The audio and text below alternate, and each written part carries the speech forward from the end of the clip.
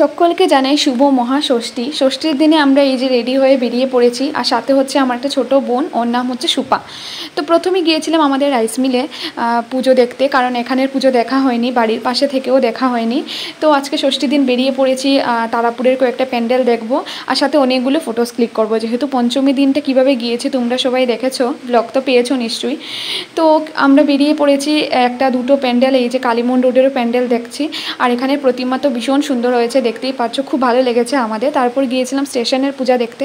আর আমাকে যদি বলো আমার কোন দিনটা বেস্ট গিয়েছে পুজোয়, ষষ্ঠী, সপ্তমী, অষ্টমী, নবমী, তো আমি বলবো ষষ্ঠীর দিনটাই আমার খুব ভালো গিয়েছে।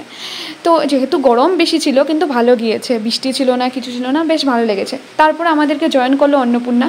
তো আমরা এখন যাচ্ছি প্রথম পল্লীতে। তো দেখতেই পারবে এই যে হচ্ছে প্রথম পল্লীর প্যান্ডেলটা ভীষণ সুন্দর, আমাদেরও খুব পছন্দ হয়েছে। আর ওই দিন ছিল না মায়ের জন্মদিন, তো যেহেতু মায়ের জন্মদিন তাই সেলিব্রেট করবো না, সেটা তো হতে পারে না। তো চলে গিয়েছিলাম বেকারিতে, এখান থেকে একটা কেক নিয়েছি, আর অটোতে উঠে তো 1 ঘন্টা সময় কাটিয়ে আমরা মারোয়ারি ধাবাতে এসে পৌঁছলাম। আর এখানে এসে তো সবাই আমাদেরকে জয়েন করলো, দাদাভাই, দিদিভাই, মিষ্টিভাই, মিষ্টিদা, সাথে তানিশা, নিশু, আমাদের ঋদ্বি, আর সুপাও ছিল, এই যে হচ্ছে আমার মামাতো ভাই, বোন, সবাই ছিল। আর আমরা একসাথে থাকলে তো আমাদের আর কারোর দরকার পড়ে না, তোমরা তো জানোই। তো সবাই মিলে এখানে মায়ের জন্মদিন সেলিব্রেট করলাম। তো প্রথমেই খেয়ে নিয়েছিলাম কোল্ড ড্রিঙ্কস, আর এখানে আমি ঋদ্বিকে কুলে নিয়ে বসেছিলাম, আর ও আমাকে এখানে বলছিল কোল্ড ড্রিঙ্কস দেওয়ার জন্য, ওকে একটু টেস্ট করিয়েছিলাম, তো ওর খুব ভালো লেগেছে।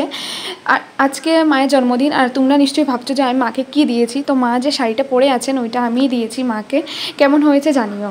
তো সবাই একসাথে থাকলে না আমাদের খাওয়া দাওয়া একটু বেশিই বেড়ে যায়। আমি তো ভাবছিলাম পুজোয় যেভাবে আমরা খাওয়া দাওয়া করি, এইভাবে যদি আমরা সব দিন খাওয়া দাওয়া করি তাহলে এই পৃথিবীতে বেশি দিন আর বাঁচবো না। দেখতেই পাচ্ছ কীভাবে আমরা একদম কবজি ডুবিয়ে খাওয়া দাওয়া করছিলাম। তো এখানে সবাই একসাথে বসে খাওয়ার মজাটাই আলাদা। তারপরে আমরা এই যে বাড়িতে চলে এলাম। তো ষষ্ঠী দিনটা তো এইভাবেই কাটলো। তো কেমন লাগলো ব্লগটা জানিও। দেখা হচ্ছে সপ্তমীর ব্লগে। সবাই ভালো থেকো, সুস্থ থেকো, আর পুজোর দিনগুলো কেমন কাটছে জানিও। টাটা।